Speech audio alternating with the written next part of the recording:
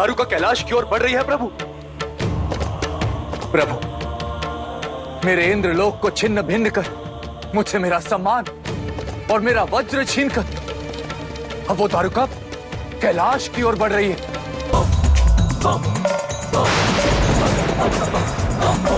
चयन कीजिए, क्या उचित है, क्या अनुचित है। मैं प्रयास करूंगी शिव, परंतु दारुका को सत्य का दर्पण दिखाना होगा। जब तक मैं अपने वन में हूँ, यहाँ की शिव मैं हूँ, यहाँ की शिव मैं हूँ, यहाँ की शिव मैं हूँ। आप मुझसे मेरा पद और मेरी शक्तियाँ नहीं छीन सकते।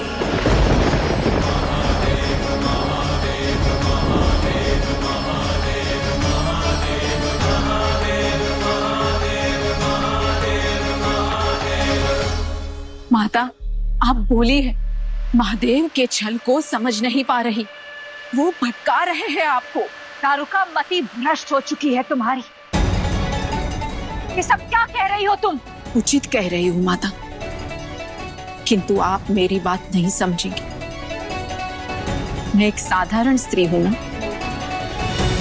किंतु अब मैं नहीं रुकूंगी, असंभव को संभव करूंगी।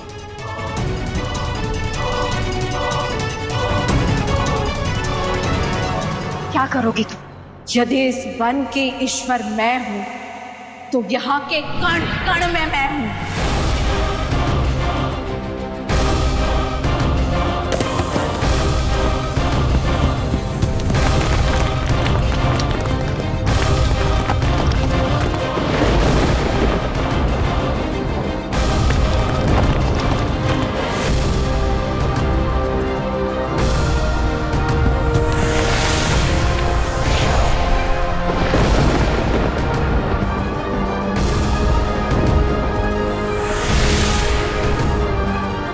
नहीं दारुका, कहना मत करो।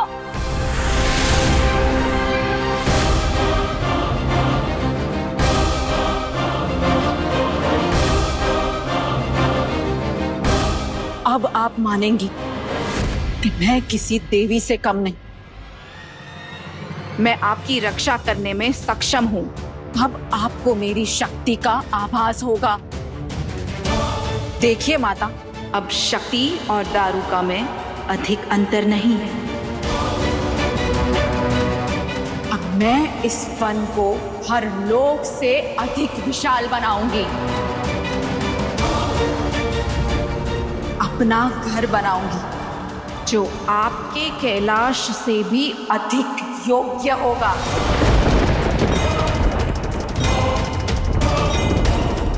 मैं ग्रह स्वामिनी कहलाऊंगी और आप कैलाश की दासी।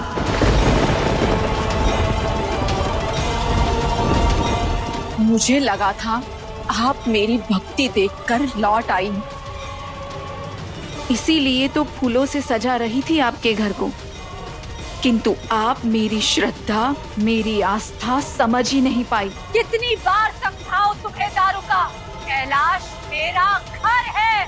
नहीं माता, ये भ्रम है आपको। आप वहां की सेविका है, स्वामिनी नहीं।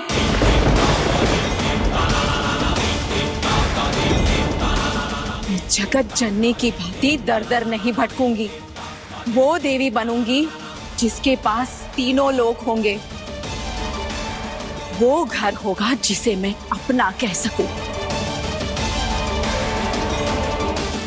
आपकी भक्ति नहीं छोड़ूंगी मैं। जब भी आपकी आंखें खुले, लौट आइएगा माता। मेरे द्वार आपके लिए सदा खुले रहेंगे।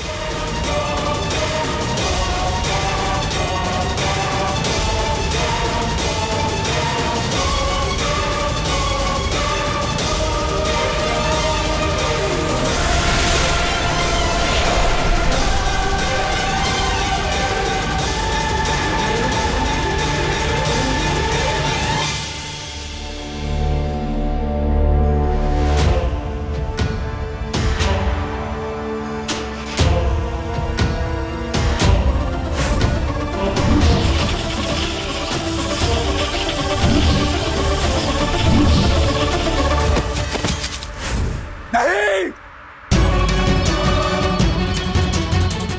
दारुकावन में हुए अपने अपमान का प्रतिशोध लेकर रहूंगा मैं, लेकर रहूंगा मैं, लेकर रहूंगा मैं।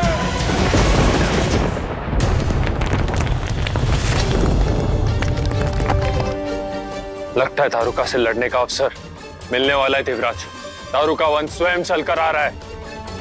क्या?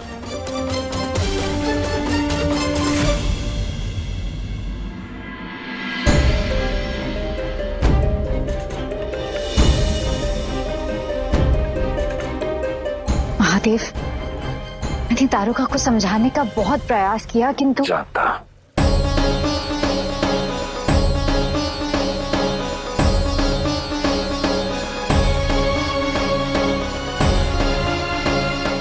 संपूर्ण संसार में आपका अपना घर नहीं बसा पाई।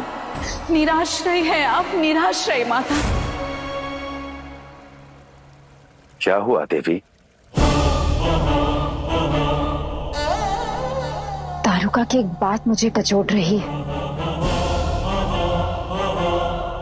पहले कभी नहीं सोचा, किंतु मेरा अपना कोई घर नहीं है महादेव।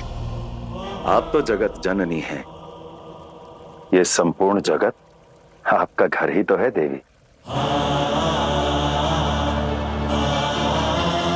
उचित कहा आपने।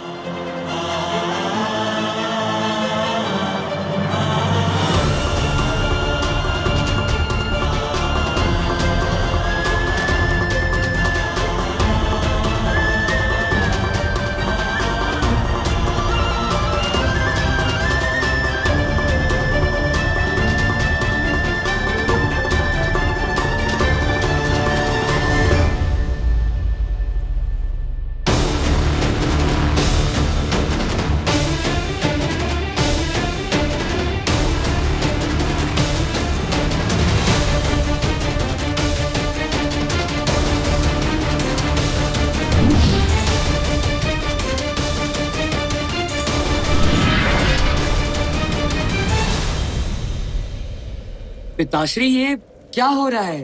वही जो पहले कभी नहीं हुआ। देवराजेंद्र की पराजय।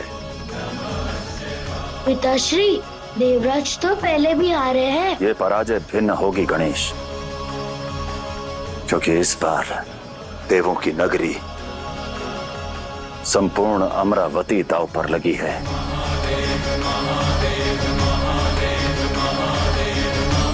अर्थात ये पराजय संपूर्ण स्वर्ग की पराजय होगी।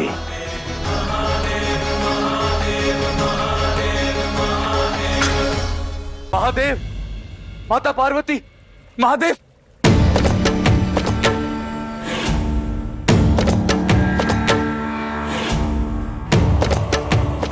प्रभु, वो आ रही है। दारुका कैलाश की ओर बढ़ रही है प्रभु। प्रभु, मेरे इंद्रलोक को छिन्न भिन्न कर मुझसे मेरा सम्मान और मेरा वज्र छीनकर अब वो दारुका कैलाश की ओर बढ़ रही है। माता, आप सोच क्या रही हैं? धर लीजिए महाकाली का रूप और रोकिए उस दंडी को।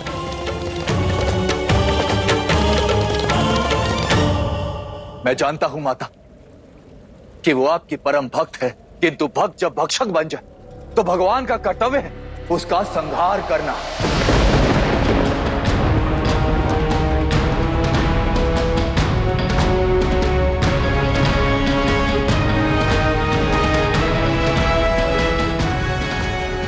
अद्भुत माता, अद्भुत।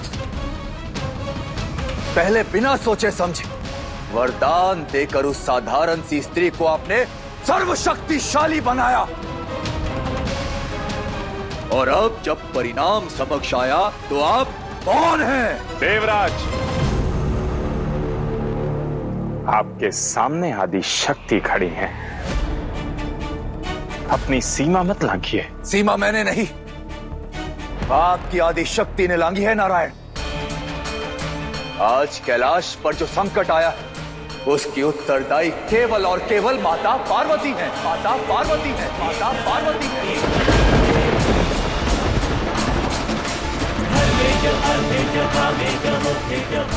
जो अनिष्ट इन्होंने किया है, क्या उसे बढ़ने से रोकने का कार्य इनका नहीं?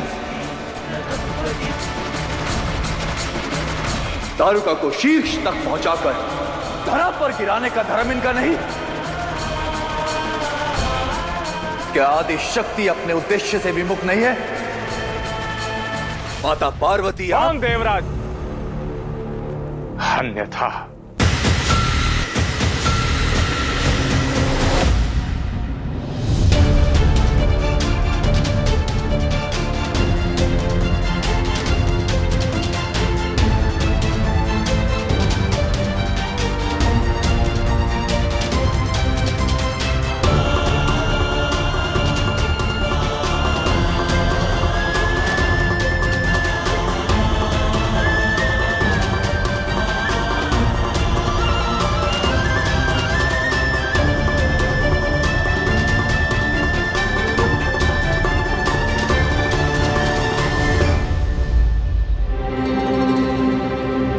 देवी,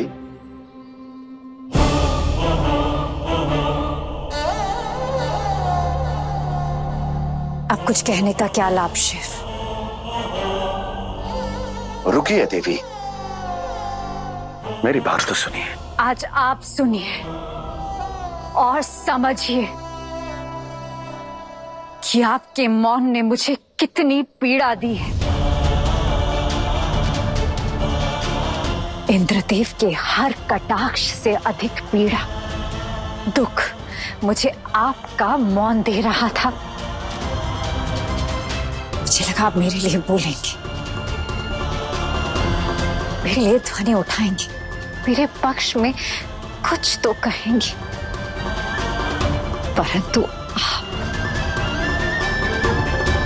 आप हर बार की भांति मौन रहे शिव। शिव तो केवल सत्य है।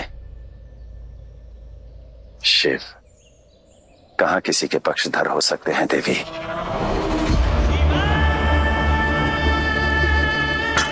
आपने दारुका को वरदान दिया, अनुचित नहीं था, परंतु आपने एक भक्त को बिना परखे वरदान दिया, यह अनुचित था। वरदान तो साधना में लीन असुरों को भी दिया गया है महादेव, ये जानते हुए कि वो अपनी शक्तियों से संसार में हाहाकार मचा सकते हैं। मैंने तो एक स्वच्छ मन के भक्त को उसकी भक्ति का फल दिया है, वो अनुचित कैसे है? ये वरदान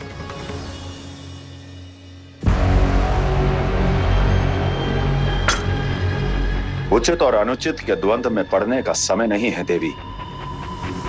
वो देखिए, दारुका आ रही है।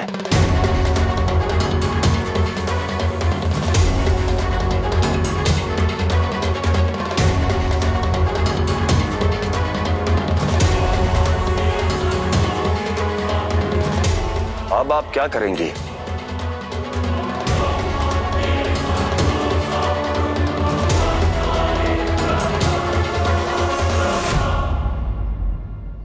अपने भक्त की रक्षा।